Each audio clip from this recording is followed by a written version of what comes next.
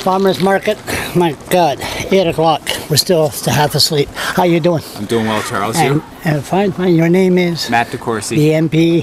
MP for Fredericton. Fredericton. Okay, now we have a federal. So we have, of course, an MP is federal. Duh. Haven't had my coffee.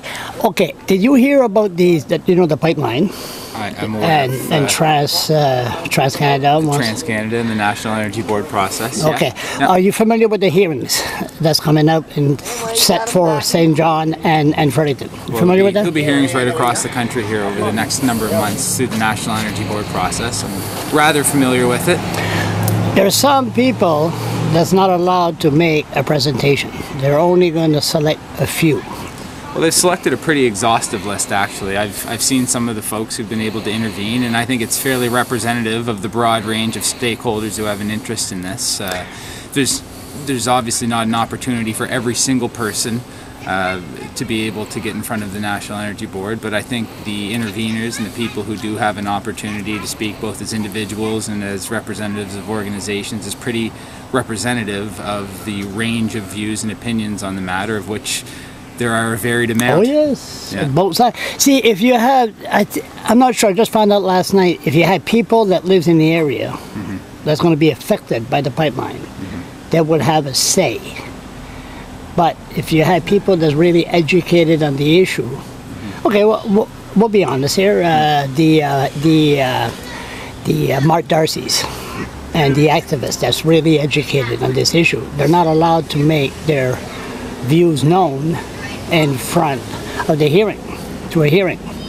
I'm not aware if they are for sure or not, Charles. So you think the process, it should be open to everybody? It doesn't matter. Like, it's no secret thing. Like, we went there once for an open house in St. John, taking pictures of the maps, and next thing you know, they escorted us out. They didn't want to take pictures. Should it be more open with the hearings?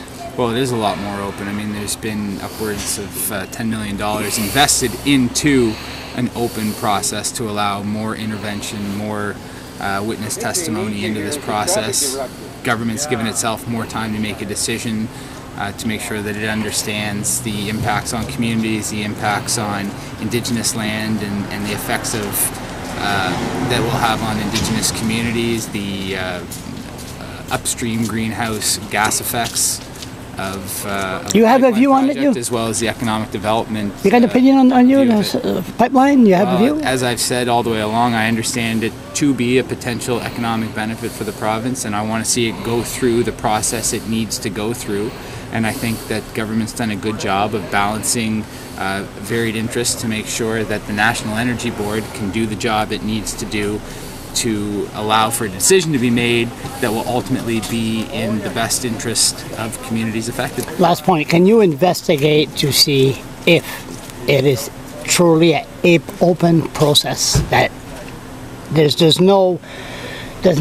some certain people that's not allowed to make presentation? Could you find out for me if that is the process? Well, you can go right online at NRCan and look at the process that's been put in place as a collaboration between the Natural Resources and Environment Ministries.